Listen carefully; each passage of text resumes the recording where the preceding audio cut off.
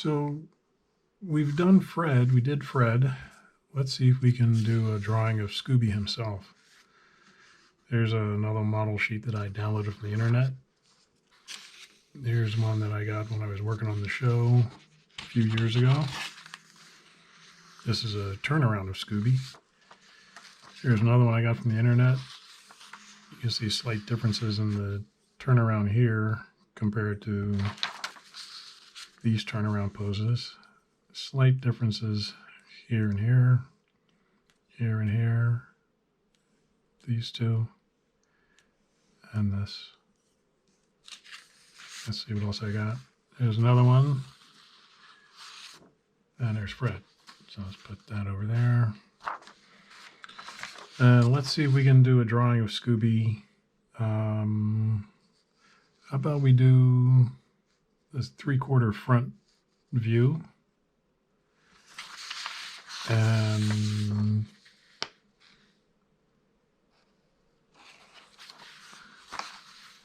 we'll use more or less this one from very recently, and this one, which is from mid-70s, I would say. So if we look at it and analyze it, we see there's this shape here, and then his snout comes out, plus a chin. And here as well, there's a shape for his head, snout, and chin, bottom jaw, 2 ears sticking up. So let's see if we can replicate that. So I've worked on Scooby a number of times in my career. I did in-betweening on one episode way back, and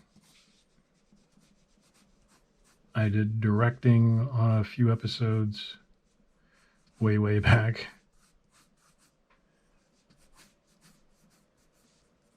And I've done a lot of animation timing on episodes over the years.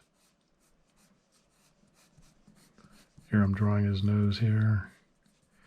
And then it looks like his muzzle comes out of his nose like this, sticks out, and then the other half comes down, swings back, and then comes up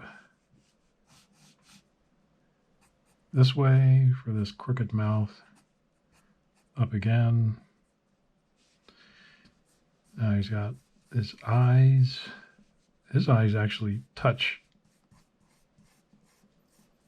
So we see here, having the eyes touch, I'm drawing in the eye, the whites of the eyes first.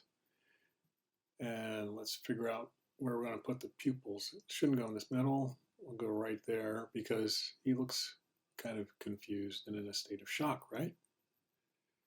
And usually one eyebrow on Scooby is touching his eye and the other one is above it. Another hallmark of looking confused, I guess. So that line there denotes kind of a bag under his eye. Now this crooked mouth, another thing of being confused from early cartoons, which I'm sure used to be in a lot of old movies and TV shows at the time. And you'll find this on a lot of old Hanna-Barbera shows, this crooked mouth that goes up, and that's supposed to denote the character that is always silly, confused, out of step with the rest of the show. And he's got this big gulpy chin underneath, and I just kind of made it kind of a circle there. And the nose lines denote a little bit of wrinkles because Great Danes can have wrinkles under the chin. So nice curve here in the back of the neck and on the front of the neck. There's lots of pleasing shapes on Scooby because he's a friendly, scared dog. So you wouldn't want to have them full of angry, angular shapes. And he's just a big old friendly coward, right? Hungry. Big old friendly, hungry coward.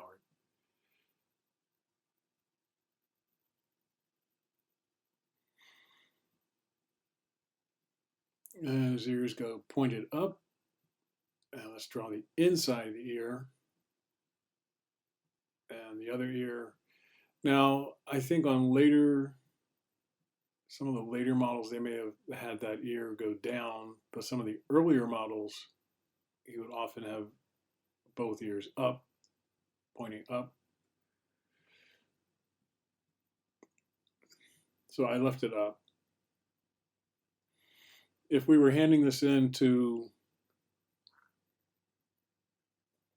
consumer products or the publicity guys, it might come back with a note saying, please correct this as per this model of Scooby from this year exactly. We want to keep a certain look to the character.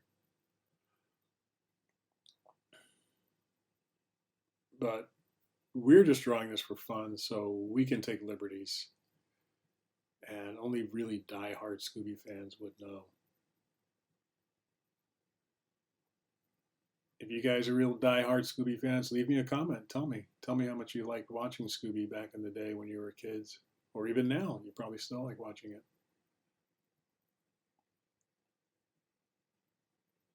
So here we give them these, what we used to call googly eyes. They're kind of crossed. Continue that nice curve on the top of the nose there.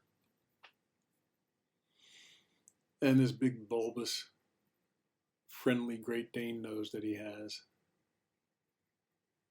You'll notice when you watch the show, you rarely ever see Scooby get angry because he's always hungry and scared. And he and Shaggy love eating those big sandwiches, don't they?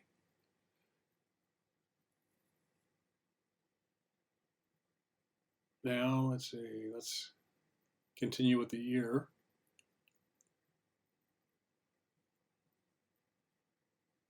And nice curved, fluffy ear. I guess he has happy ears, doesn't he? And the far ear away from us.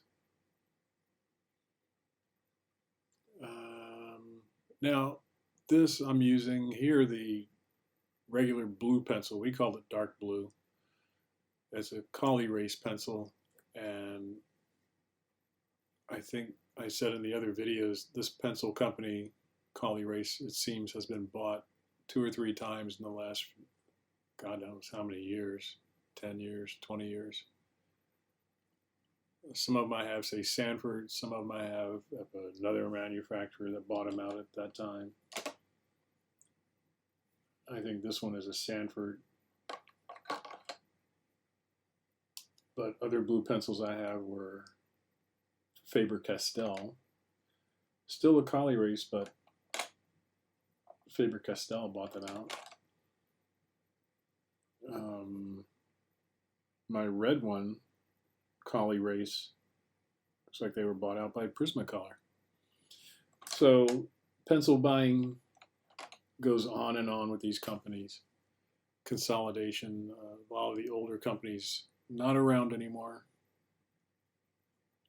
Here I'm darkening in the lines so that when I go over it in black pencil, I know which lines I want to go where.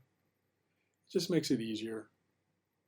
I could go from the light blue to black pencil, but I elected to go to a darker blue just to keep my hand moving with these nice shapes.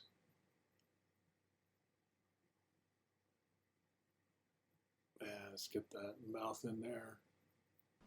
Happy, confused mouth. So we are using 2 different model sheets for this, which is okay.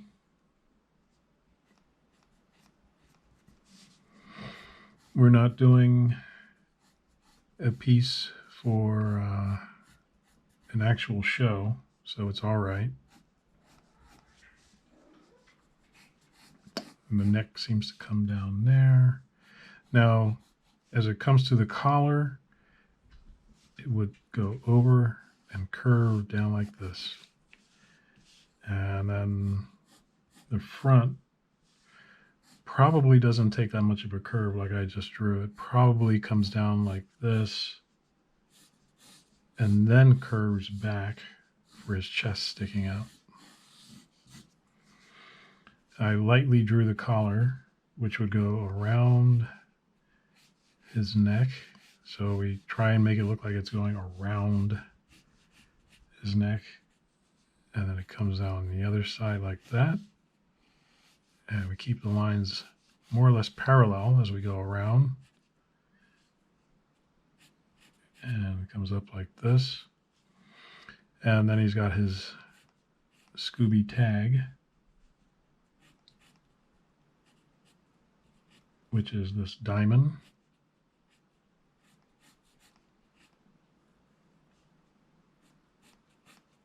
And I think it does that.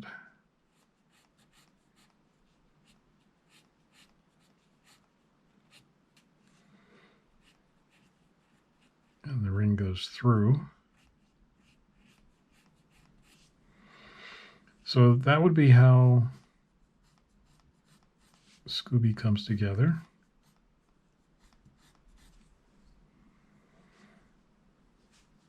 And his eyes do this